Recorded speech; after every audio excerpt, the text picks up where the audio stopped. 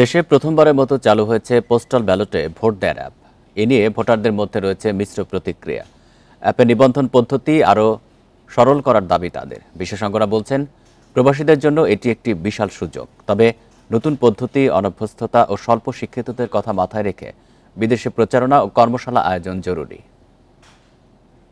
Postal voting সিস্টেমকে vote প্রদানের মাধ্যম হিসেবে বেছে নেওয়া হয়। আসন্ন ত্রয়োদশ জাতীয় সংসদ নির্বাচন ও গণভোট সামনে রেখে দেশে প্রথমবারের মতো চালু হয়েছে পোস্টাল ব্যালটে ভোট দেওয়ার অ্যাপ। এতে করে বিদেশে বসে দেশের নেতা নির্বাচন করবেন প্রবাসীরা।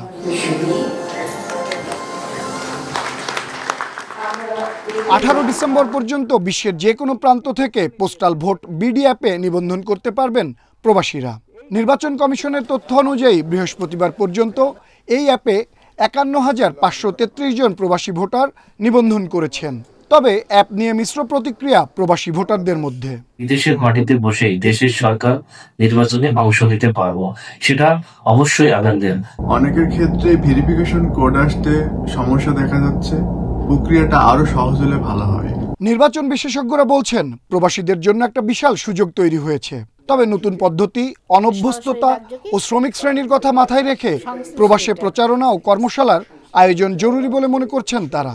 দূরবর্তী অনেক নাগরিক যারা আসলে এই ধরনের ডিজিটাল সিস্টেমের সাথে অভ্যস্ত না বা এজেড যারা, তাদের জন্য জিনিসটা একটু জটিল। হ্যাঁ, ব্যাপক একটা প্রচারণামূলক, শুধু প্রচারণামূলক না, একটু লার্নিং ওয়েতে, মানে কিভাবে ধাপে ধাপে তাদের বোঝানো, ধাপে ধাপে এটা যাবে, এই ধরনের নিশ্চয় কিছু অ্যাড, কিছু কন্টেন্ট তৈরি করবেন। আর রাজনৈতিক বিশ্লেষকরা বলছেন, প্রবাসীদের সবাই যে এই অ্যাপ সম্পর্কে অবগত কিংবা ব্যবহারে সক্ষম হবেন তেমনটি নয়।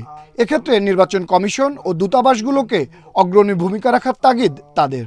কি কি মাধ্যম ব্যবহার করে তারা ভোট দিতে পারবে, এটা যদি আগে থেকে ব্যাপকভাবে জানিয়ে দেওয়া যায়, তাইলে প্রবাসীরা নিঃসন্দেহে তাদের ভোটাধিকার প্রয়োগে একটা বিরাট সুবিধা বা সুযোগ পাবে।